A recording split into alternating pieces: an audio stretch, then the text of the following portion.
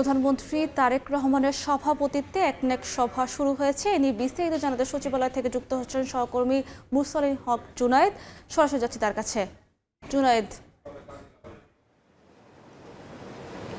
2026-27 অর্থ বছরের প্রথম যে জাতীয় অর্থনৈতিক পরিষদ একনেকের সভা সেটি শুরু হয়েছে সচিবালয়ের মন্ত্রিপরিষদ বিভাগে এবং সভাপতিত্ব করছেন প্রধানমন্ত্রী তারেক রহমান। এখন পর্যন্ত যেই সংক্ষিপ্ত তথ্য যেগুলো জানা গেছে যে সম্ভাব্য যে প্রকল্প সেটি 8 থেকে 9টির মতো প্রকল্প আজ উত্থাপন হতে পারে এবং এখন পর্যন্ত এসব প্রকল্পের যে প্রাকালিত ব্যয় সেটি প্রায় 14,500 কোটি টাকা। এর মধ্যে উল্লেখযোগ্য যে বিষয়টি ছিল সংশোধিত প্রকল্প আকারে যেটি উঠতে যাচ্ছে বা উঠতে পারে বলা যায় সেটি হচ্ছে ঢাকার বা পার্শ্ববর্তী যে আশুলিয়ায় যে এলিভেটেড এক্সপ্রেসওয়েটি ছিল সেটির বিষয়ে একটি সংশোধিত প্রস্তাব আসতে পারে। পাশাপাশি গ্রামীণ সড়ক রক্ষণাবেক্ষণ এবং দরিদ্র নারীদের কর্মসংস্থানের জন্য কিন্তু প্রায় 2,000 কোটি টাকার আরও একটি প্রকল্প এই আজকের যেই চলতি অর্থ বছর যেটি শুরু হয়েছে তার প্রথম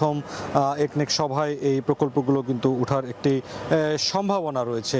পাশাপাশি যে বিষয়টি বলা যায় যে দৈনিক যে অন্যান্য কর্মসূচিগুলো থাকে মাননীয় প্রধানমন্ত্রীর সেই কর্মসূচিগুলোর অন্যতম ছিল আজ Bangladesh textile mills association BTMA যে নেতৃবৃন্দ তাদের সাথে কিন্তু খুব সংক্ষিপ্ত একটি বৈঠক করেছেন সরকার প্রধান এবং সেই বৈঠক থেকে বেরিয়ে এসে বিটিএমএ সভাপতি শওকত আজিজ রাসেল আমাদের সঙ্গে কথা বলেছেন এবং তিনি সেই বিষয়টি বলেছেন যে এখন পর্যন্ত তারা তাদের এই আলোচনাটিকে সংক্ষিপ্ত হলেও ফলপ্রসূ বলার চেষ্টা করছেন এবং টেক্সটাইল খাতের যে সমস্যাগুলো রয়েছে সমস্যাগুলো সমাধানে বিটিএমএ নেতৃবৃন্দের যেই বক্তব্য যে এখন পর্যন্ত অতীতের যে সরকারগুলো পূর্ববর্তী সরকারগুলো কেউই আসলে সমস্যাগুলোর দিকে দৃষ্টিপাত করেননি, তবে তাদের আশা যে বর্তমান সরকারকে তারা সময় দেবেন সেটিও তারা কমপক্ষে বলছেন যে 1.5 বছরের মতো সময় লাগতে পারে যেই সমস্যাগুলো রয়েছে বিদ্যমান সেগুলো সমাধান করার জন্য।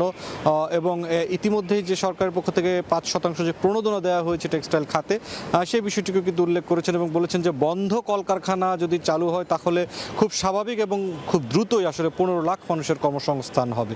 এই ছিল এখন পর্যন্ত সচিবালয় থেকে সবশেষ। সরাসরি যুক্ত ছিলাম বাংলাদেশ সচিবালয় থেকে।